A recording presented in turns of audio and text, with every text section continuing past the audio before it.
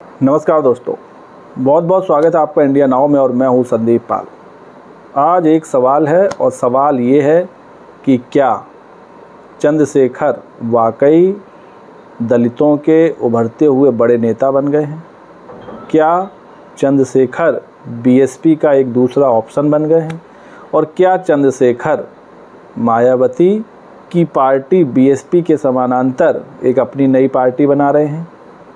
और सबसे बड़ा सवाल ये, क्या चंद्रशेखर मायावती की जगह ले सकते हैं? ये सवाल इन दिनों सोशल मीडिया पर चल रहे हैं। सोशल मीडिया समेत कई रिपोर्ट्स में भी बताया जा रहा है। हालांकि ये कहना अभी जल्दबाजी होगी कि चंद्रशेखर मायावती की जगह ले सकते हैं या उनके बराबर कद के नेता बन सकते हैं। इसमें हो सकता है उनको 25 से 30 साल क्या कई सालों का वक्त लग जाए, लेकिन उस राह पर वो निकल ज़रूर गए हैं, इसमें कोई दो राय नहीं। क्योंकि जिस तरह यूपी में इंडिया गठबंधन की लहर रही, बीजेपी ने भी ठीक ठाक सीटें जीती, हालांकि उसकी सीटों में घटोतरी हुई और कई सीटों का नुकसान भी हुआ, लेकिन इन सब के बावजूद चंद्रशेखर अपनी सीट निकाल ले जाने में कामयाब रहे और अच्छे खासे मार्जिन से सीट जीती। क्योंकि जिस सीट पर चंद्रशेखर लड़ रहे थे वहाँ मुकाबला त्रिकोणीय नहीं बल्कि चौतरफा था। चंद्रशेखर के अपोजिशन में बीजेपी के ओम कुमार थे, सपा के मनोज कुमार थे और बसपा के सुरेंद्र पाल सिंह थे। इन तीनों को हराते हुए चंद्रशेखर जीतने में सफल रहे। चंद्रशेखर को 5,12,000 से ज़्यादा वोट मिले।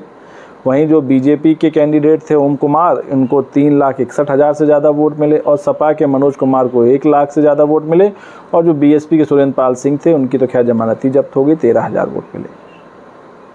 तो कहीं ना कहीं चंद्रशेखर ने अपनी उपस्थिति यूपी के सियासत में ज़रूर मौजूद करा दी है और वो चर्चा का विषय भी बन गए हैं। और जब जब दलितों की चर्चा होती है या फिर दलितों की राजनीति की चर्चा होती है तो चंद्रशेखर का नाम अब ज़रूर आता है। पहले जब इस तरह की चर्चा होती थी तो बस बीएसपी और मायावती का नाम आता था। तो बीएसपी में जो इस तरह की गिरावट आई है, जिस तरह उसकी सीटें जीरो आई हैं, पार्टी में भी कुछ ठीक नहीं चल रहा है, छटनी का दौर जारी है, इन सब के बीच क्या चंद्रशेखर के लिए ये बहुत बड़ा मौका बन गया है अपनी पार्टी को उठाने का, दलितों का मसीहा बनने का, दलित राजनीति में बड़ा जगह पाने का? आप इस पर क्या सोचते हैं? क्या इसके लिए कहीं ना कहीं बीएसपी ही जिम्मेदार है? क्योंकि जिस तरह बीएसपी के प्रदर्शन में बीते 20 सालों में गिरावट आई, 2014 से 2024 का चुनाव देखें तो अब तक इस बीच 3 लोकसभा चुनाव हुए, जिनमें 2 लोकसभा में उसकी 0 सीटें आईं, 1 लोकसभा में इंडिया अलायंस के साथ गठबंधन करके 10 सीटें आईं। विधानसभा चुनाव की भी बात करें तो वहाँ भी नतीजे बड़े ख़राब रहे, 2022 में सिर्फ 1 सीट आई। तो ये जो बीएसपी का ग्राफ गिरा, इसी को टटोल कर अब चंद्रशेखर ज़्यादा आक्रामक हो गए हैं और सियासत में अब वो लंबी रेस के घोड़े बनते जा रहे हैं, ख़ास तौर से दलितों की सियासत में। क्योंकि कई बार जब उनसे पूछा गया कि आप क्या बीएसपी के अपोजिट या समानांतर अपनी पार्टी बना रहे हैं और आप खुद बीएसपी में रह चुके हैं, तब चंद्रशेखर ने कहा कि कहीं ना कहीं बीएसपी सुप्रीमो मायावती का आशीर्वाद है उन पर, जिसे बीएसपी के लोग समझ नहीं पा रहे हैं, जान नहीं पा रहे हैं। और यही वजह थी कि उन्होंने कहा था कि बीएसपी ने नगीना सीट पर इतना कमज़ोर प्रत्याशी खड़ा किया और उनकी बात सच भी साबित हुई। प्रत्याशी ऐसा निकला जो जमानत तक नहीं बचा पाया, 13,000 वोट पाया। उससे ज़्यादा टक्कर सपा के प्रत्याशी को वोट मिले, उनको 1 लाख से ज़्यादा वोट मिले। वहीं जो बीजेपी के थे उनको 3 लाख से ज़्यादा वोट मिले। तो इस कड़ी टक्कर में चंद्रशेखर जीतने में सफल रहे। दरअसल चंद्रशेखर अपनी सियासत को एक अलग नज़रिए से देखते हैं। एक टीवी चैनल को दिए बयान में उन्होंने कहा था कि बाबा साहब अम्बेडकर या उनसे पहले ज्योतिबा फुले और फिर साहू जी महाराज और माननीय काशीराम और बहन मायावती ने जो काम छोड़ा है, वहाँ से आगे हमें काम शुरू करना है। एक दिन वंचित समाज के लोगों की पार्टी सत्ता में पहुँचेगी और आज़ादी के बाद जो अब तक नहीं हुआ वो होगा, सभी को बराबर सम्मान मिलेगा। तो चंद्रशेखर किसी को अपना राजनीतिक प्रतिद्वंदी मानते ही नहीं हैं, फिर चाहे वो मायावती हो, फिर चाहे वो काशीराम हो जिन्होंने बीएसपी की स्थापना की। वो तो कह रहे हैं कि हम मायावती ने जहाँ से काम छोड़े उन वहाँ से आगे बढ़ा रहे हैं। तो क्या मायावती ने पॉलिटिक्स छोड़ दी है इनके अगर बयान का अर्थ निकाला जाए, क्योंकि मायावती तो अभी भी पॉलिटिक्स में एक्टिव हैं और आगे भी रहेंगी और उनके भतीजे भी आ रहे हैं।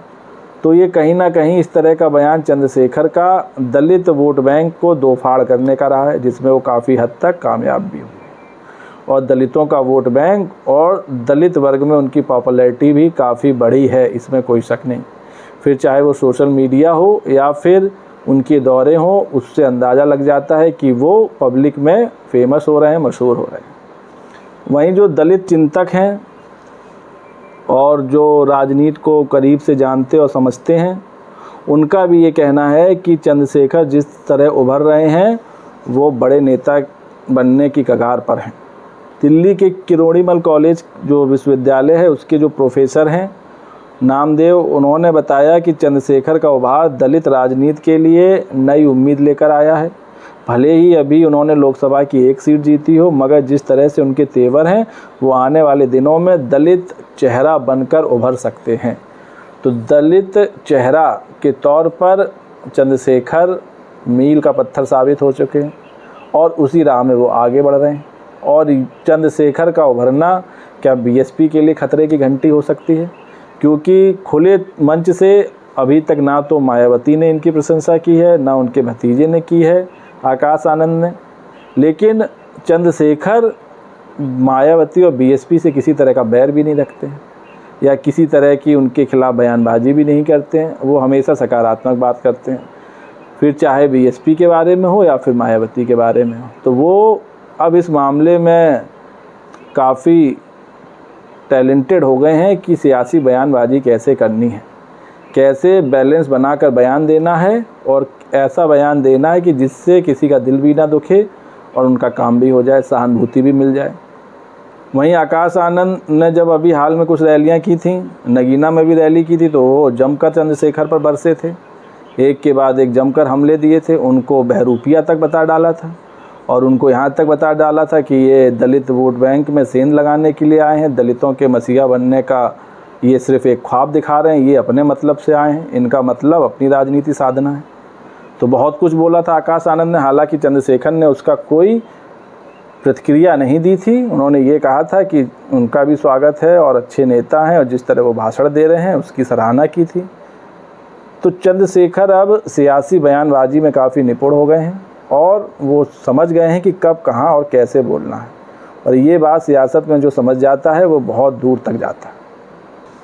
तो दोस्तों, इसमें कोई शक नहीं कि इस लोकसभा चुनाव में नगीना में ख़ास तौर से चंद्रशेखर दलितों के बीच मायावती की पार्टी बीएसपी को हराने में कामयाब हुए, वोट बैंक में सेंध मारने में कामयाब हुए और दलितों के एक बड़े नेता बनकर भी उभरे। और वो अपनी पार्टी के एकमात्र ऐसे नेता हैं जो लोकसभा जाएंगे। तो दोस्तों, आपको क्या लगता है, क्या चंद्रशेखर बीएसपी के लिए एक मुसीबत बन सकते हैं? क्या चंद्रशेखर बीएसपी को आने वाले समय में टक्कर दे सकते हैं? और क्या चंद्रशेखर दलितों के नए रोल मॉडल या कहें नए उभरते नेता बनकर सामने आ रहे हैं? अपनी राय कमेंट्स करके दें और वीडियो पसंद आया हो तो चैनल को लाइक, शेयर और सब्सक्राइब करना ना भूलिए। तब तक के लिए नमस्कार।